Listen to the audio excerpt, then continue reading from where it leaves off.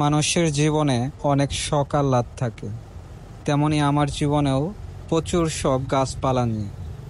আমি বনসাই প্রেমী, তাই আমি বনসাই করার জন্য মাঝে মাঝে আমি গাছ সংগ্রহ করি। আজকে আমি যে গাছটি সংগ্রহ করে বনসাইয়ের জন্য প্রস্তুত করছি, সকলেরই পরিচিত গাছ, চায়না বট বলে আমরা যাকে জেনে থাকি। এই গাছটি আজ আমি কাটিং করে দিচ্ছি। চায়না বটের মাধ্যমে অনেক ভালো বনসাই হয়। আপনারা চাইলে চায়না বটের মাধ্যমে অনেক ভালো বনসাই করতে পারবেন।